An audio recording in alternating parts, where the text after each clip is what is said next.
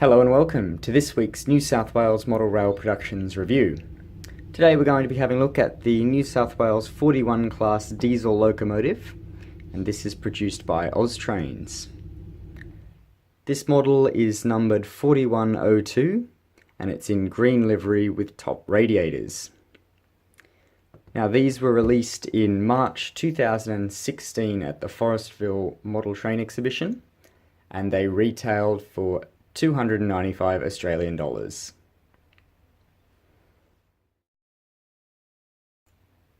The 41 class numbered just 10 locomotives, and these were ordered from General Electric in 1950. They were all built in Birmingham in the UK, and they entered service in 1953. Originally they were painted green, although they were later repainted into Indian red as well. Now Austrains have actually also produced a 41 class in candy livery. This is actually completely fictitious. The 41s didn't survive long enough to see the candy livery. Now these locomotives didn't cope very well with the Australian conditions. They frequently overheated or caught fire. Modifications included relocating the radiators and the mufflers, but these modifications were largely unsuccessful. So when the newer 48 class started to come in, it was decided not to overhaul these, and they basically continued in service until they failed. 4102 was preserved operational until 1987 and remains preserved in a non-operational state. The packaging is fairly standard of Austrains, the usual orange box. Then just the printing there identifying this particular model, and the mailing address is there on the back as well. So opening it up, just take the top off, and Austrains have provided exploded diagrams of the locomotive, which is quite nice because these would be handy for any repair work or modifications that you might want to do. And then inside is the usual styrofoam tray. The packaging is not as fancy as some other manufacturers, but it does the job. And there's the model. Okay, so with the model out of the box, we can have a closer look. The first thing that you'll notice when picking up the model is that it's quite lightweight, which could affect its pulling power if you've got grades on your layout. For my purposes though, it's perfectly fine. You'll notice that the green livery is very nicely applied, and the numbering on the side is very crisp.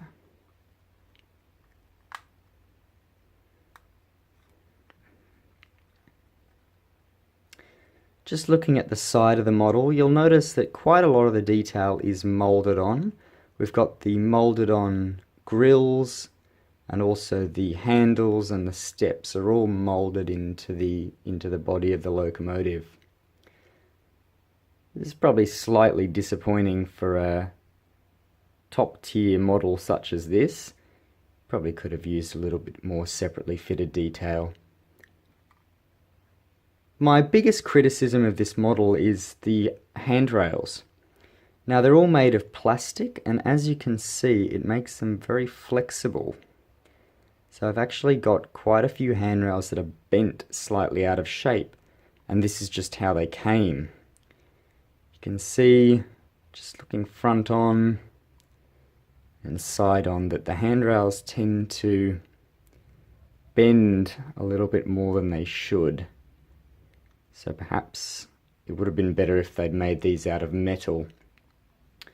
Moving up to the roof though, this is probably the best aspect of the model. So you can see that 4102 is fitted with the birdcage extra ventilators on the top to try and alleviate the overheating issues that these locomotives had. This was largely unsuccessful, but they are modelled quite nicely on there. And similarly on the front, the locomotive does look very, very nice. You've got the marker lights on the side. These are working. And you've got the top headlight as well, which also works. The buffer beam detail is quite nice with Pipes fitted in the factory, and the buffers are sprung, if that's important to you. The bogies, though, are more basic than we've come to expect from modern RTR locomotives and rolling stock. You'll notice that a lot of the detail on there is moulded, and quite clearly also you can see the pickup wires coming from the wheels. A little bit disappointing, however you could correct that with a little bit of black paint. The bogies are all the same. The brake cylinders are nicely detailed, but everything else is moulded on there.